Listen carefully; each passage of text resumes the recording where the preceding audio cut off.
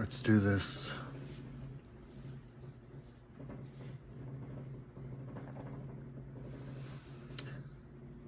I would like to say in the beginning that I don't like making videos. I don't get paid to do it. It makes me vulnerable. It gives potential enemies fuel, whether it's visual distinguishing marks, my cadence, my speech. AI is wild today. So I balance it out. Something I don't want to do with something that I enjoy, like food and tea. Why do something you don't want to do? Because I have a responsibility as a master to share my failures, to share my successes. This is how life continues. This is how life continues to grow. Life has been kind. It's kept me alive at least half a dozen to a dozen times when it would have been very easy to just let me check out. And I don't know why. I imagine things are going to get hard, and maybe I can help someone the way life has helped me. My sister dropped off some tea. I confused the packets. I mixed them up so that I could be a surprise whenever I make it.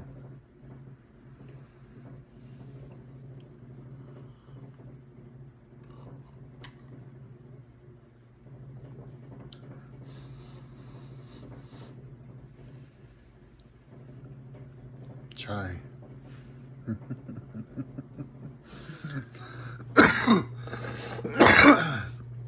She remembered the last time we went to a cafe together.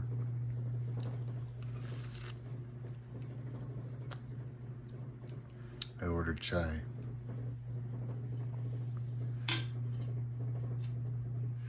She's a good woman. She deserves better.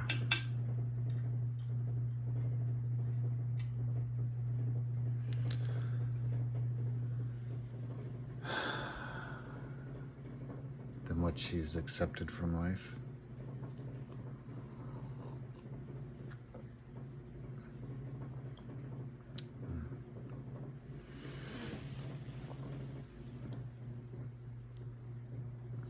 This video is an analysis of the JKD stop kick.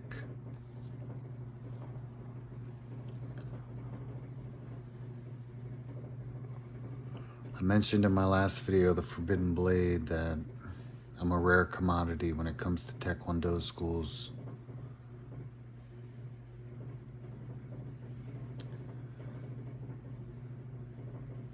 I studied JKD up to the instructor level when I was in my early 20s.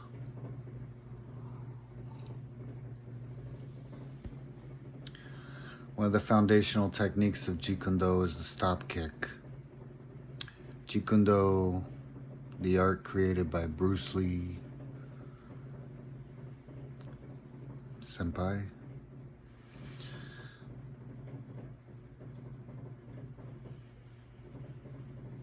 translates to the way of the intercepting fist. And as a counter striker, its principles were ingrained in me young, as a young fighter. And of course, I got them to muscle memory. So whenever as a Hapkido master, I'm hired by a Taekwondo school to teach their children, to teach their students, it always amazed me When they fight, when they spar, when they train, it's always this 1, 2, 1, 2, 1, 2, 1, 2, 1, 2, 1, 2. It was so boring. And it always amazed me that when they interacted with me and I introduced the stop kick, in that they always seemed surprised, like this was an ingredient they've never cooked with. Because it's offbeat, it disrupts the rhythm. When a thing is moving towards you, it cannot simultaneously move away from you. So when a human being is attacking you, it is vulnerable. It cannot simultaneously step back when it's moving forward to attack. So the stop kick disrupts the process of the forward motion.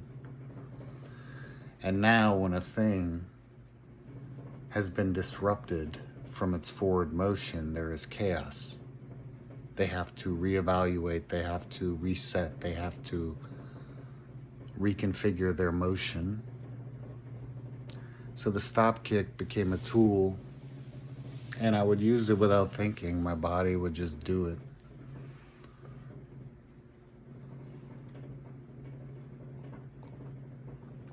And yet all the students acted as if I had introduced something that they've never experienced, because I suppose I did. I may address the offbeat later, do an analysis on that. But for this video, the stop kick, I'm going to address the front kick and the side kick used as the stop kick. And I'm going to address points of the body in which you use it. I'm going to address the pros and the cons according to my experience.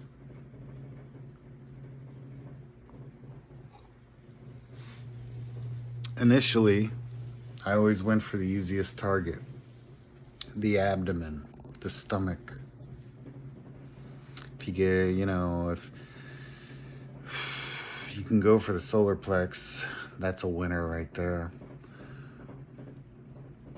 But when the front kick, which is easiest and makes you less vulnerable as opposed to the side kick, when they're moving towards you and you fire out a front kick as a stop kick to stop their forward momentum, the stop kick. What I found is that when a fighter was my size or larger than me, what happens?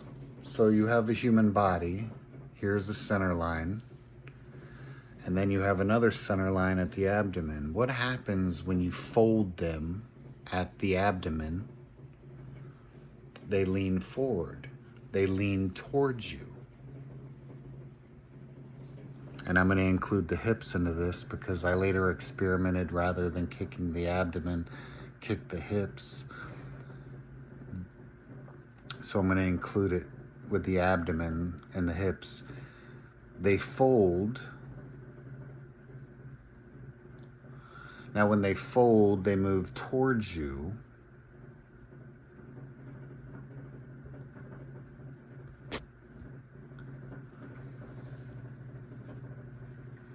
Now for an experienced fighter, or at least a trained fighter that's trained basic attacks to muscle memory, when they fold towards you and they sense that they're within range of striking range, they're going to fire off a cross or a jab. They're going to fire off a shot. Now the purpose of the stop kick is to stop forward momentum And it generally surprises them because it puts them in a state of, I've now been interrupted. Now I have to reset. I have to reevaluate, which gives you time to counterattack them. Okay, Jeet Do, the way of the intercepting fist. But when you fold them and they are now close enough to lash out with a strike, now you're the one that's surprised when they jack your jaw or they catch you on the chin.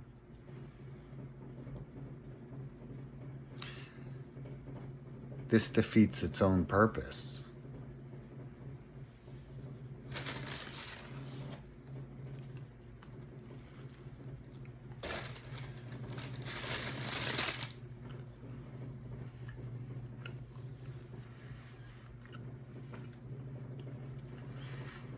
And I'll be honest, the strike that you landed with the stop kick is not as powerful as the strike they're going to land when they jack your jaw. So the abdomen, no go. Same with the hips. You'll end up kicking them offset. And then now you're within grappling range and it gets messy. So after a handful of times of getting jacked in my jaw, I realized, hey, don't like that. And it defeats the purpose. So I began aiming my stop kick at their chest. Surely, if I can stop them with a kick to the chest, this will achieve the purpose of this technique. And what I found was they like to grab your leg. Now, in order for a strike to penetrate and to be deep and painful, you have to snap it back quickly. But when you're dealing with experienced fighters, sometimes they'll snatch that leg before you have the time to snap it back. The leg is a large piece of meat, and it doesn't snap back as quick as your hands. So when they move their hands to snatch it up, sometimes it's quicker than you can snatch it back. And what you end up being is now they're holding your leg, and you're hopping around on one leg,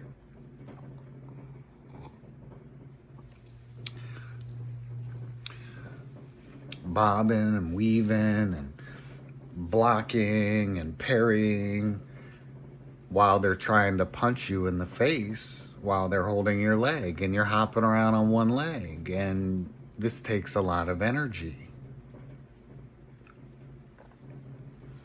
And it puts you in a very vulnerable spot. Now, I'll get personal with you real quick. How I countered this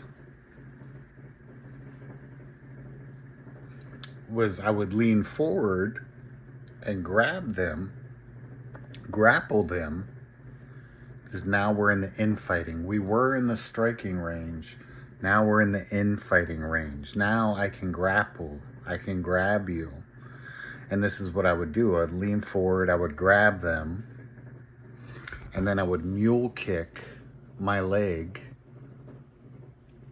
to free it from their hands. But now I'm in grappling range. Now for me, I identify as a dirty boxer and a counter striker. So for me, now I'm in my range where I can elbow, I can knee, I can headbutt, I can bite your throat, I can bite your ear, I can rip your ear off your head, I can grab you by the side of your mouth and rip your cheek. Now I can get nasty. Now I can stomp your foot and break hundreds of little tiny bones in your foot. Now I can get nasty. Now I can get dirty. And this is when the real pain turns on for me. As long as I'm not trying to abide by some rule set or some competition, as long as it's on the street, This is when I'm allowed to be peak. I'm allowed to be my full potential. But most fighters, if you're in the striking range and all of a sudden now you're in the grappling range, what if you're grappling with the state champion, wrestling state champion? What if you're grappling with a jiu-jitsu practitioner? What if you're grappling with a judokan? Now you're in trouble. Now you're in their game. Okay? You don't want to be in their game, right? You want to be in the striking range. That's what the stop kick's for. You don't want them to come in and grab you. You want to stop them, right? But here's the problem when you're out here striking somebody, you're inflicting pain on them. This is why I like being a counter striker. Every time they move towards me, I inflict pain on them. And it's death by 1,000 cuts. Every little one wears down their will to fight. Every piece of little pain, every time they step forward, they're like, man, I'm about to get hurt. This is breaking them down mentally. And once they lose the fight up here, once their spirit is broken, death by 1,000 cuts, there's a good chance they're just going to walk away. And that's me showing mercy. But for a normal striker, this may be your game. This may be the only game you have. And so you want to keep them out of their game and keep them into yours for victory.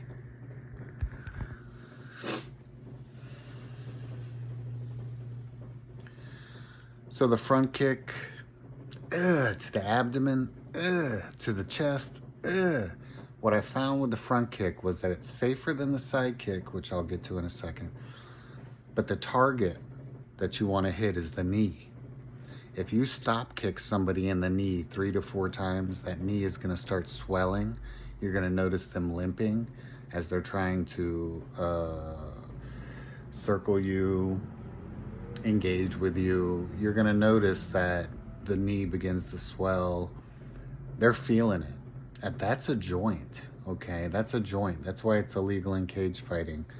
I used to get penalized by it because instinctually I would just stop kick them to the knee, and every time I would get penalized. And it's like, go fuck yourself, bro. But in reality, this is you're handicapping somebody, okay? So on the streets, which is all I'm talking about, stop kick to the knee, and you do it as many times as they present it, because you're slowly handicapping your opponent.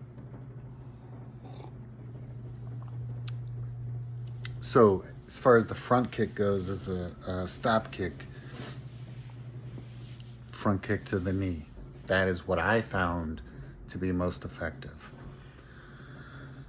I experimented with the side kick as a stop kick. And what I found is that when you're kicking, you can kick the abdomen and they're still out of reach unless their arm is as long as your leg. You can kick the abdomen, that's fine. You can kick the chest. Now you're still under threat of them grabbing your leg. What I found with the side kick is that when you stop kick somebody to the knee with a side kick, this is almost a transitional motion to go into my violent infighting. I've got you close up in a grappling situation, and now I can just rip you to shreds. When you side kick the knee, you're either gonna blow it out, or if it's less of a strike and more of a push kick with the side kick to the knee, and you follow through and step your foot to the ground with it, you'll end up tripping them, kind of trapping their knee to the ground with it, which will set you up for other incapacitating motions depending on what you're familiar with. So the side kick as a stop kick, So what I found is that the front kick as a stop kick is only good when you go to the knee. It's only efficient when you go to the knee. A side kick with the stop kick is efficient to the abdomen or the knee, but if you go to the knee,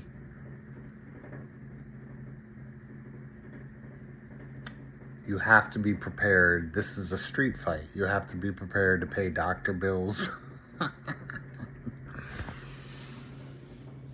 or worse, depending on how violent the situation actually is.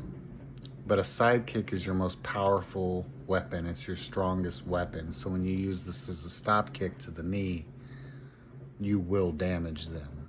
They will be handicapped, not a question.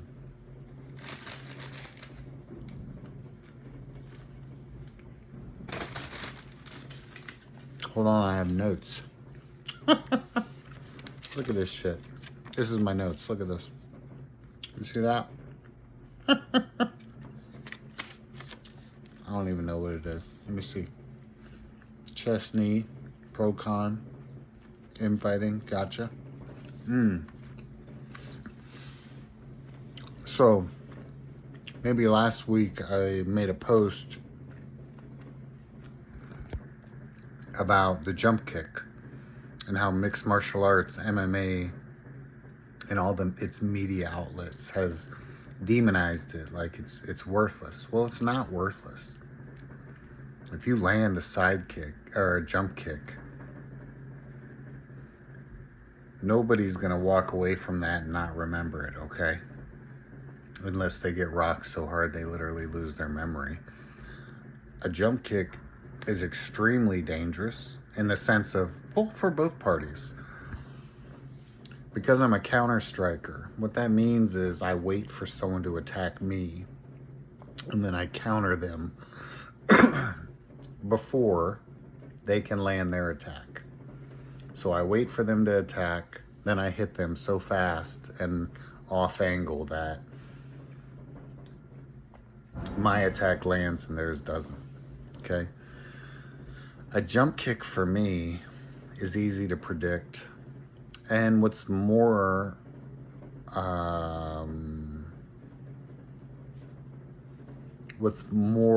note with the jump kick is that it takes a lot of energy to do. Try it. Even if you're a seasoned martial artist, see how many jump kicks you can do before you get exhausted. It's tiring. And it's very predictable to a counter striker.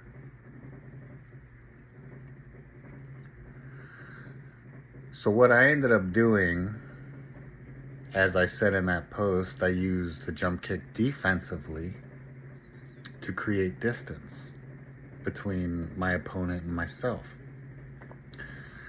It's not as valuable as like a side kick, because when you're kicking like a side kick or a front kick, your other foot is on the ground. Even if it leaves for a split second, by the time your kick lands, your other foot is on the ground. You are grounded. And that's where your power comes in. With the snap and being grounded. So when you jump kick, your power, you're not grounded anymore. Your power is in the snap and in your body weight.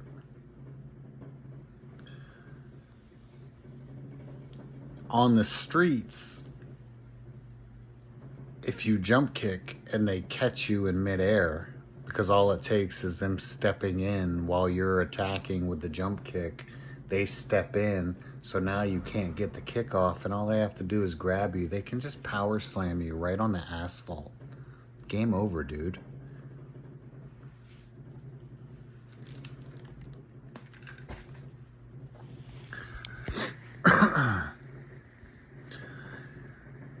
The power with the jump kick comes with its surprise, because no one's gonna let you jump kick them, right? It comes with the surprise of it.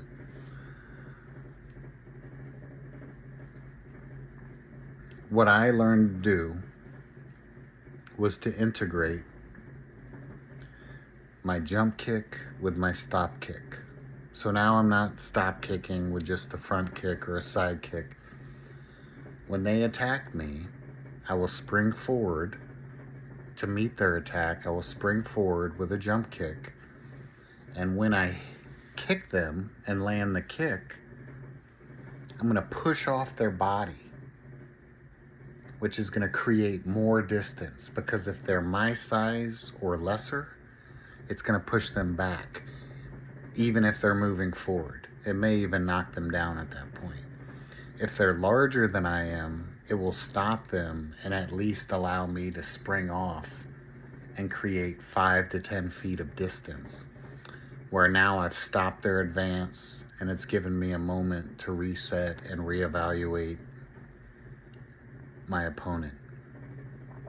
And I would only use this when they're attacking aggressively. Somebody who doesn't realize how vulnerable they are when they attack. They're attacking aggressively, or they're pushing, or a larger opponent with a grappling background wants to lay their hands on me so they can dominate me in their fight, fighting their fight, and that's not cool with me. I don't like it when people are trying to pressure me into things. So I'll incorporate the jump kick as a stop kick, because I know as they're moving towards me, the momentum is coming towards me. No matter how hard I jump kick with that stop kick, using it as a stop kick, it's going to stop them, and it will create distance. So that's how I learned to blend the two.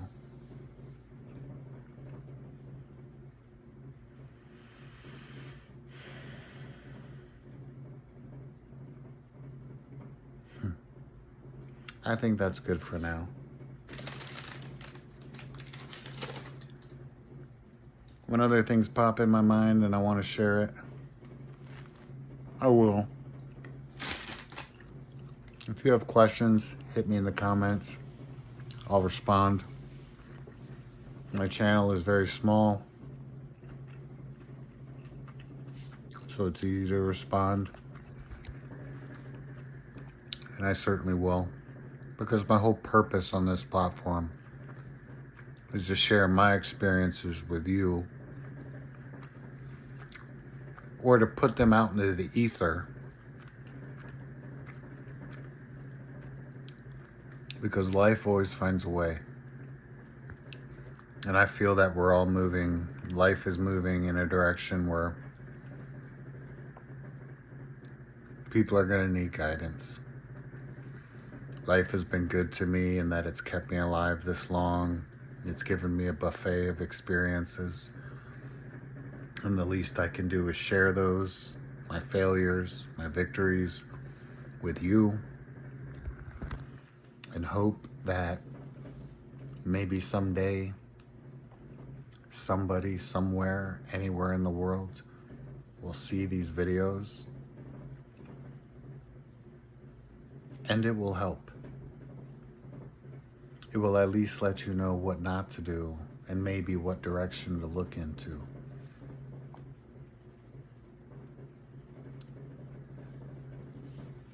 And somebody who I care about, Nadia, she has a channel, Nadia for Real, Nadia, Nadia for Real.